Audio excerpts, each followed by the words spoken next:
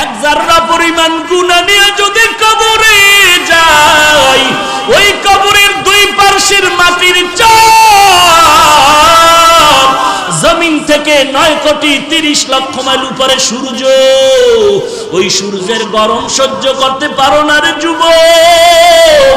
গুনাহগারের মাথার উপরে যেদিন সূর্যটা নেমে আসবে, সূর্যের তাপে গুনাহগারের মাথার মগজগুলো ভাতের মারের মতো ফুটতে থাকবে।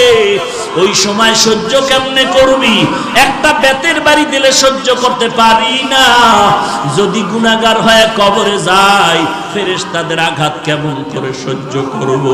চিন্তা ভাবনা করে দেখলাম দুনিয়ার সম্মান টাকা পয়সা কিছুই না। আজকে টুপির কারণে, দাড়ির কারণে না খাইয়ে আমরা কেউ মরি নাই, বরং আল্লাহ রাজকীয় হালে সম্মান দান করেছেন, ঠিক কিনা বলো? হাজী ইমদাদুল্লাহ মুহাজিরে মক্কি রহমাতুল্লাহ আলাইহি যত কিতাব খুলে দেখে কোনো লেখা নাই, সব সাদা সাদা সাদা। আবার সামনে কিতাব খুলে সাদা, কোনো লেখা নাই।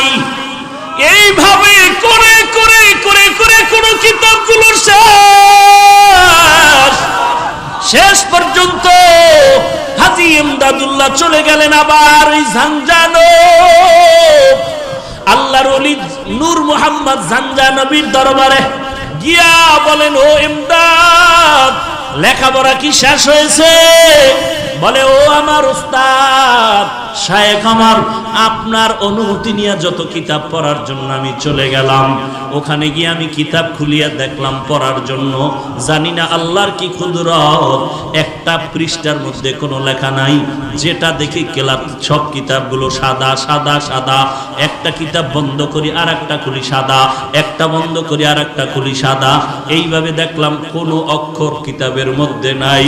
নূর মুহাম্মদ ঝাঞ্ঝানবী চোখের পানি ছেড়ে কান্না শুরু করলেন আর বললেন, ইমদাদ,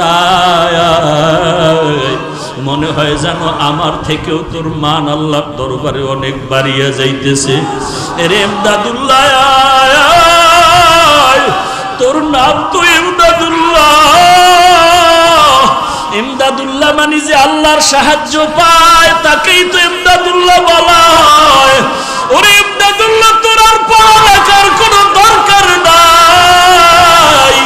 তোর অন্তরটা আমার মাওলার জন্য এত পাগল, আর লেখাপড়া লাগবে না।